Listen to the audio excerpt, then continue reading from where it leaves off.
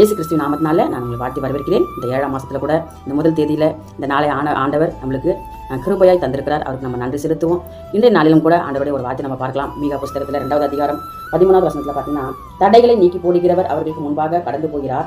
அவர்கள் தடைகளை நீக்கி வாசல் பிரவேசித்து கடந்து போவார்கள். அவர்கள் ராஜா அவர்களுக்கு முன்பாக போவார், கர்த்தர் அவர்கள் முன்னிலே நடந்து போவார் என்று இந்த வசனத்தை நம்ம பார்க்கிறோம். இதை யாரை குறித்ததான ஒரு வசனம் என்று நம்ம பார்க்கிறோம். இஸ்ரவேல் ஜனங்கள் எகிப்து தேசத்திலே அடிமையான நாட்களிலே கர்த்தர் அவர்களை விடுதலையாக்கி கானான் தேசத்துக்குள்ளே போகும் வரைக்கும் இருக்கிறதான எல்லாம் சிங்கடல் போன்ற தடைகளை, எரிகோ போன்ற தடைகளை நீக்கி போட்டு ஆண்டவர் அவர்களை வழிநடத்தினார் என்று நம்ம பார்க்கிறோம். அதே போல பார்த்தீங்கன்னா, யோசேப்பு வாழ்க்கையில் கூட அவருடைய அரிக்கட்டு தலை நிமிர்ந்து நின்றது, சகோதரர்களோட அரிக்கட்டு அந்த அவருடைய அரிக்கட்டை தலை வணங்கி நின்றது என்று நம்ம பார்க்கிறோம். அப்போ சகோதரர்கள் அவருக்கு தடையாக இருந்தார்கள் என்று நம்ம பார்க்கிறோம். ஆனால் அந்த தடைகளெல்லாம் நீக்கி போட்டு ஆண்டவர் எகிப்து தேசத்துக்கு யோசேப்பை ஒரு அதிபதியாக வைத்தார் என்று நம்ம பார்க்கிறோம். தாவீது வாழ்க்கையில் கூட எவ்வளோ தடைகள் வந்த போதிலும் கூட ஆண்டவரை தாவீது தடைகளை நீக்கி போட்டு உயர்த்தினார் என்று நம்ம பார்க்கிறோம். பவுலும் சீலாவும் துதித்த போது சிறைசாலை அந்த கதவுகள் தடையாக இருந்த அந்த கதவுகளை ஆண்டவர் நீக்கி போட்டார், உடைத்தார் என்று நம்ம பார்க்கிறோம், திறவுண்டது என்று நம்ம பார்க்கிறோம். அதுபோல இன்றைய நாளிலும் கூட நம்ம வாழ்க்கையில் கூட பார்த்தீங்கன்னா எவ்வளோ தடைகள் இருக்கலாம்.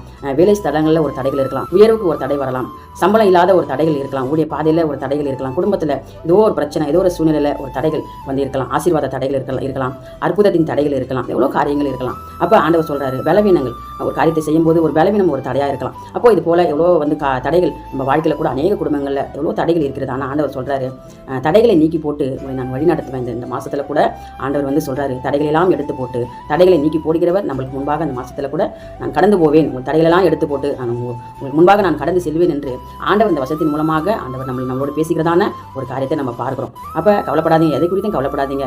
எந்த தடையாக இருந்தாலும் ஆண்டவர் அந்த தடைகளெல்லாம் எடுத்து போட்டு நம்மளை ஆசீர்வதிக்க அவர் வல்லமை உள்ள தேவனாக இருக்கிறார். நம்ம இப்போ ஜெபிக்கலாமா? ஸ்தோத்திரம் ஆண்டவரே, அன்பின் நல்ல தகப்பனே, இந்த நல்ல வேலைக்காக நாங்கள் உமக்கு நன்றி செலுத்திக்கிறோம்ப்பா. ஆண்டவரே ஸ்தோத்திரம். இப்போ யோக புஸ்தகத்தை நாங்கள் வாசிக்கிறது போல ஆண்டவரே தேவரே அப்பா, நீர் சகலத்தையும் செய்ய வல்லவர், நீர் செய்ய நினைத்தது தடைபடாது என்று அறிந்திருக்கிறோம் ராஜா. என்னுடைய வாழ்க்கையில் கூட சகோதரர்களுடைய வாழ்க்கையில் அநேக பிரச்சனைகள் தடைகள் இருக்கிறதப்பா. அந்த தடைகளெல்லாம் எடுத்து போட்டு என் தேவன் அவர்களை ஆண்டவரே வழி நடத்த நீர் வல்லமை உள்ளவராக இருக்கிறபடினாலே நாங்கள் உமக்கு நன்றி செலுத்துகிறோம்ப்பா. ஆண்டவரே ஸ்தோத்திரம். தடைகளை நீக்கி போடுங்க, ஒவ்வொருவரையும் வழி நடத்துங்க, ஆசீர்வதிங்க. இயேசுவின் நாமத்தினால் ஜெபிக்கிற எங்கள் ஜீவனுள்ள நல்ல பிதாவே, ஆமென். God bless you. கர்த்தர் உங்களை ஆசீர்வதிப்பார்.